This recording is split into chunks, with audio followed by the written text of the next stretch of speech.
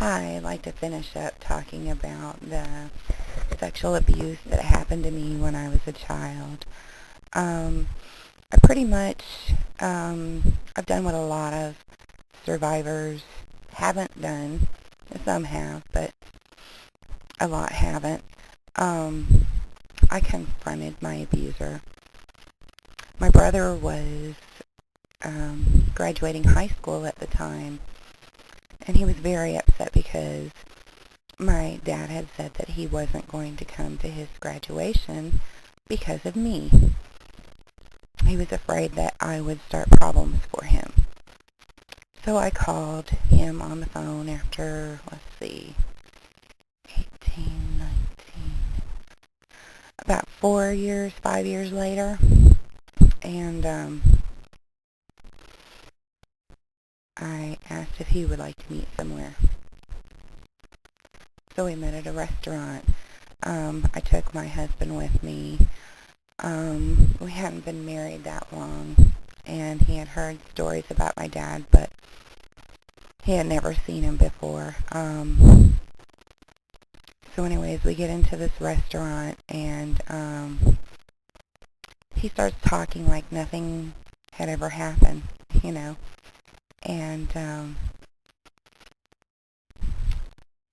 I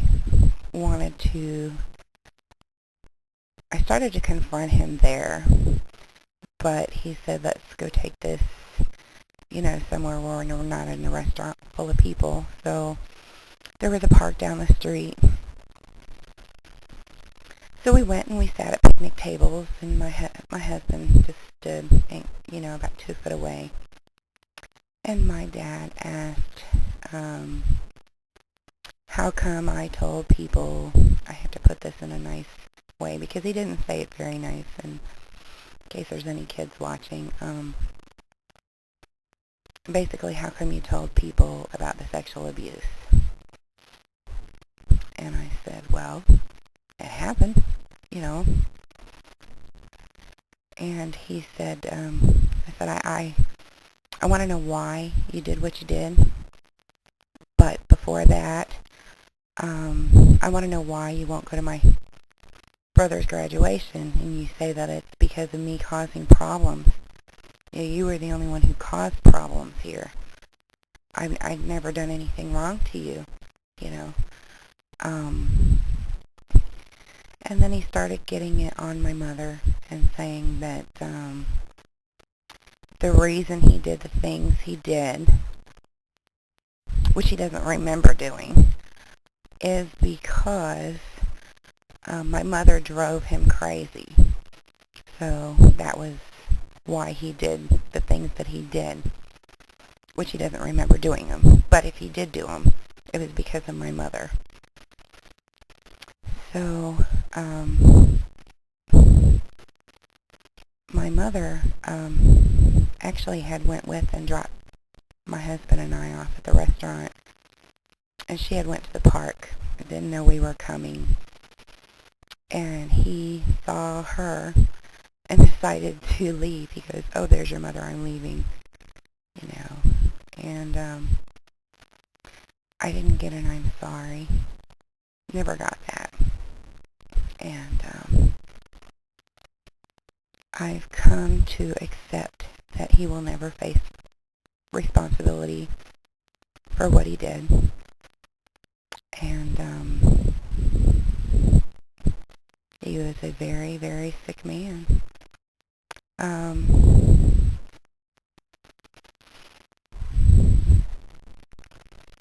He ended up going to the graduation, and he sat in the sidelines, not in the family section.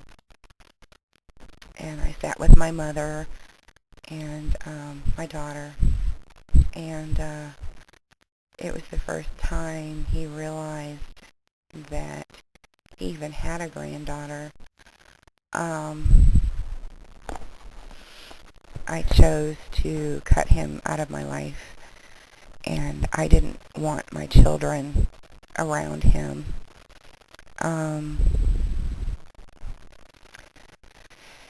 Here recently, a couple years back, I got a telephone call, and they had told me that my dad had died, and that they had a burial policy, and that somebody needed to bury him or hold the funeral or whatever. So my brother was very close to my dad. My mother was remarried, and I decided to go down and make funeral arrangements for my father. I did that for my brother and for closure. I had it in my head all these years that if he ever died, I would have enough courage then to finish my conversation. I wanted to go in and spit on his grave and tell him how awful he was. But when I went to the viewing, I was one of the first ones in there to see my father. And when I went in there to look at him, I saw on his face the look of a tortured soul.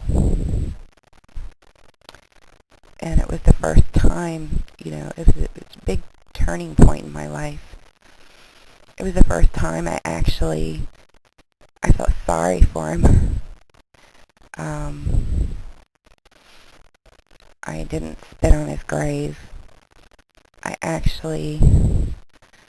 I talked to him, and I told him that I'm sorry things had to be the way they were. That even though time went by, I couldn't have him around my children. But as I pulled pictures of my kids out,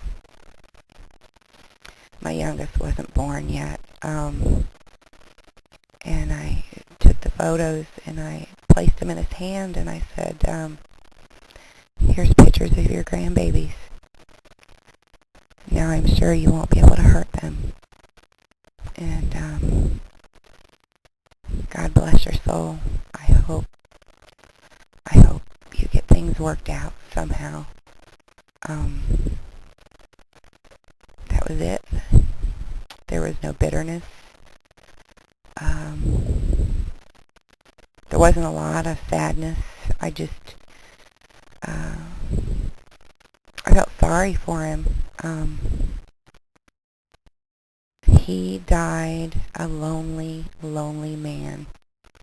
And the only ones that went to his funeral are the ones that he hurt the most. The funeral home was empty. There was just, me, my husband, my brother, my mother, and her husband, and my kids. It was, sad. I've been to other funerals, and, they've been packed. And sometime after that, we went to his home,